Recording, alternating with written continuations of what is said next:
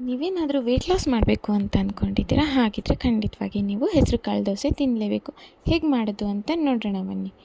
ಹೆಸರು ಕಾಳು ದೋಸೆ ಅಂದರೆ ಹೆಸರು ಕಾಳು ಇಲ್ಲದೆ ಹೇಗಾಗುತ್ತೆ? 2 ಕಪ್ ಹೆಸರು ಕಾಳು ರಾತ್ರಿ ನೆನೆಸಿಟ್ಟಿರುವಂಥದ್ದು, 5 ಎಸಳು ಬೆಳ್ಳುಳ್ಳಿ, 3 ಮೆಣಸಿನ್ಕಾಯಿ, ರುಚಿಗೆ ತಕ್ಕಷ್ಟು ಉಪ್ಪು, ಅದಕ್ಕಿಂತ ಸ್ವಲ್ಪ ಶುಂಠಿ. ಇಷ್ಟು ಇಂಗ್ರೀಡಿಯೆಂಟ್ಸ್ನ ಒಂದು ಜಾರಿಗೆ ಹಾಕ್ಕೊಂಡು ಒಂದು ಸ್ವಲ್ಪ ನೀರು ಹಾಕಿ ಮಿಕ್ಸಿ ಮಾಡಿಕೊಂಡು ಹಿಟ್ಟು ತಯಾರು ಮಾಡ್ಕೋಬೇಕು. ನೋಡಿ, ಹಿಟ್ಟು ಈ ಕನ್ಸಿಸ್ಟೆನ್ಸಿಯಲ್ಲೇ ಇರಬೇಕು, ಇಲ್ಲ ಅಂತಂದರೆ ಹಾಳಾಗುತ್ತೆ, ದೋಸೆ ಹಾಕಕ್ಕೆ ಬರಲ್ಲ ಹೆಂಚು ಮೇಲೆ.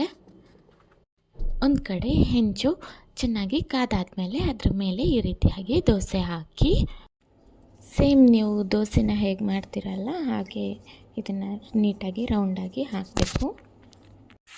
ಸ್ವಲ್ಪ ಎಣ್ಣೆ ಹಾಕ್ಕೊಳ್ಳಿ. 2 ಕಡೆ 1-2 ನಿಮಿಷ ಬೇಯಿಸ್ಕೊಂಡ್ರೆ ದೋಸೆ ರೆಡಿ.